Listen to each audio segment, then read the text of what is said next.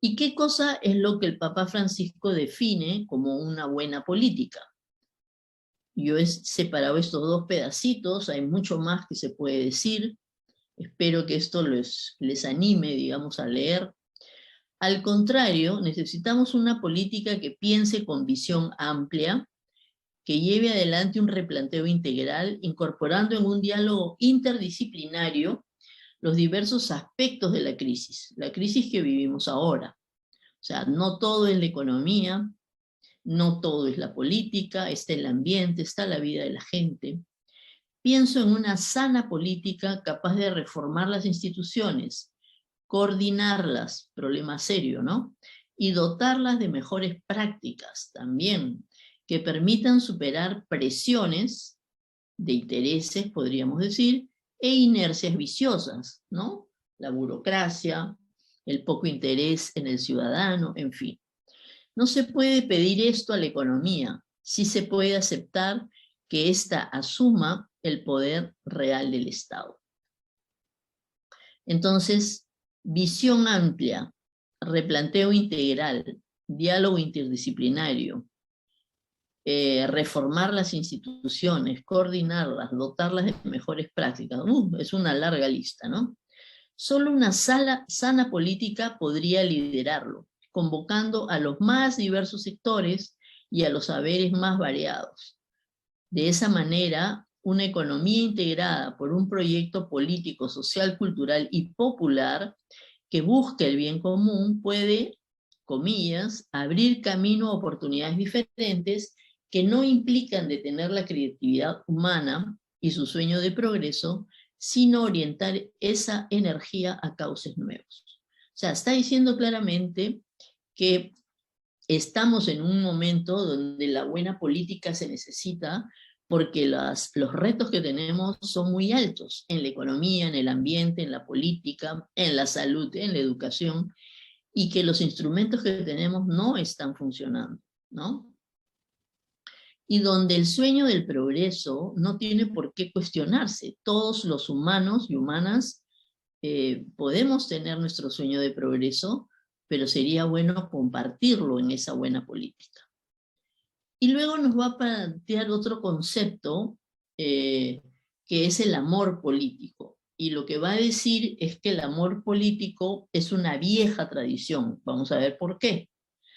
Porque un individuo puede ayudar a una persona necesitada, pero cuando se une a otros para generar procesos sociales de fraternidad y de justicia para todos, entra, comillas, en el campo de la más amplia caridad, la caridad política. Así es, la caridad política. Se trata de avanzar hacia un orden social y político cuya alma sea la caridad social. Entonces, la caridad política implica imaginar este nuevo orden social y político y, digamos, alimentarse de esa caridad social que tiene que tener como referencia a los más pobres. Una vez más, convoco a rehabilitar la política, como si la política estuviera enferma, ¿no? Que es una altísima vocación, es una de las formas más preciosas de la caridad porque busca el bien común. Entonces, aquí la idea de que la política es una altísima vocación y una de las formas más preciosas de la caridad está relacionada justamente con eso, con que la política sirva para resolver los grandes problemas que vivimos como país, que vivimos como mundo, ¿no? Y de eso tenemos que estar convencidos, de la fuerza que podemos tener, como dice él, cuando nos unimos y generamos procesos sociales de fraternidad y de justicia para todos. Y luego nos va a decir, todos los compromisos que brotan de la doctrina social de la Iglesia provienen de la caridad, que según la enseñanza de Jesús es la síntesis de toda la ley. Toda la prédica de Jesús, nosotros sabemos, él discutía con los sacerdotes en el templo, discutía con los maestros de la ley, porque les decía, de nada sirve tu ley si es que no hay amor en medio de eso, si es que no hay caridad, ¿no es cierto? Y la caridad se predica con el comportamiento. Entonces, este amor político, que es este concepto del que él nos está hablando, plantea que cada uno es plenamente persona cuando pertenece a un pueblo y al mismo tiempo no hay verdadero pueblo sin respeto al rostro de la persona, ¿no? Esta idea de que uno entra en un proyecto que no es solo suyo, sino es con otras personas, y ahí es donde la idea de pueblo se amplía. Pero vuelvo a repetir, la idea de pueblo no tiene por qué eliminar a los individuos, ¿no? El amor social es una fuerza capaz de suscitar vías nuevas para afrontar los problemas del mundo de hoy y para renovar profundamente desde su interior las estructuras, organizaciones sociales y ordenamientos jurídicos.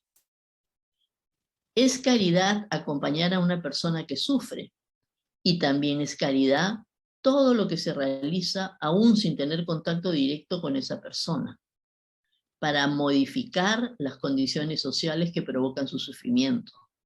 Si yo pienso en una buena política social y me esmero en planearla, en desarrollarla, en articular a los sectores para que la hagan, estoy haciendo también caridad, estoy haciendo caridad política, ¿no? Con esas personas que sufren, aunque yo no esté al costado de ellas.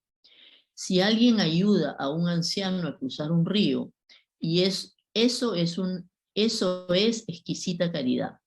El político le construye un puente y eso también es caridad. Obviamente no es el puente de la corrupción, es un puente limpio, ¿no es cierto? Construir un puente, si responde a las necesidades de la gente, eso también es amor político.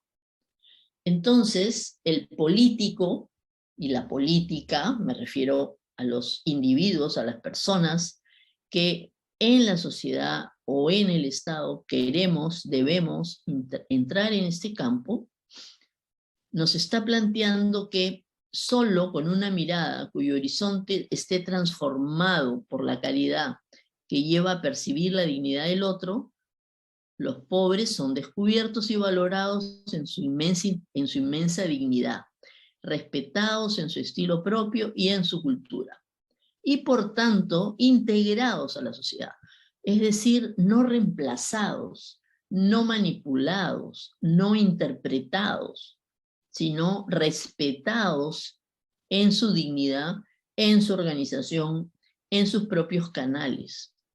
Esto provoca la urgencia de resolver todo lo que atenta contra los derechos humanos fundamentales, por supuesto. Los negritas son mías, por si acaso. Los políticos están llamados, comillas, a preocuparse de la fragilidad de los pueblos y de las personas. Cuidar la fragilidad quiere decir fuerza y ternura, lucha y fecundidad en medio de un modelo funcionalista y privatista que conduce inexorablemente a la cultura del descarte. Fuerza y ternura, lucha y fecundidad. El político es un hacedor, es un constructor con grandes objetivos, con mirada amplia, realista y pragmática, aún más allá de su propio país. Las mayores angustias de un político o de una política no deberían ser las causadas por una caída de las encuestas, algo que les preocupa tanto a nuestros políticos y políticas, sino por no resolver efectivamente el fenómeno de la exclusión social y económica. Eso es lo que te tiene que quitar el sueño, no la encuesta, no tu proyecto personal, sino esta situación, si lo que estás haciendo ayuda o no a cambiar esas situaciones de exclusión. Todavía estamos lejos de una globalización de los derechos humanos más básicos. Por eso la política mundial no puede dejar de colocar entre sus objetivos principales e imperiosos acabar eficazmente con el hambre, Junto con esas necesidades elementales insatisfechas, la trata de personas es otra vergüenza para la humanidad, que la política internacional no debería seguir tolerando, más allá de los discursos y las buenas intenciones. Son mínimos impostergables. Fíjense, el hambre y la trata de las personas. También en la política hay lugar para amar con ternura. ¿Qué es la ternura? Es el amor que se hace cercano y concreto. Es un movimiento que procede del corazón y que llega a los ojos, a los oídos, a las manos. Es el amor que se hace cercano y concreto. Es un movimiento que viene del corazón. Entonces, la política, con todo lo que hemos ido diciendo, no niega de ninguna manera esto que es la ternura, que es una condición humana, algo que los humanos podemos tener y que justamente nos permite conocer y acercarnos a los demás. Una gran nobleza es ser capaz de desatar procesos cuyos frutos serán recogidos por otros. Y uno no interviene en la política, vuelvo a repetir, en la sociedad o en el Estado o donde quieras, ¿no? Simplemente porque vas a ver los frutos de lo que haces, ¿no? Con la esperanza puesta en las fuerzas secretas del bien que se siembra.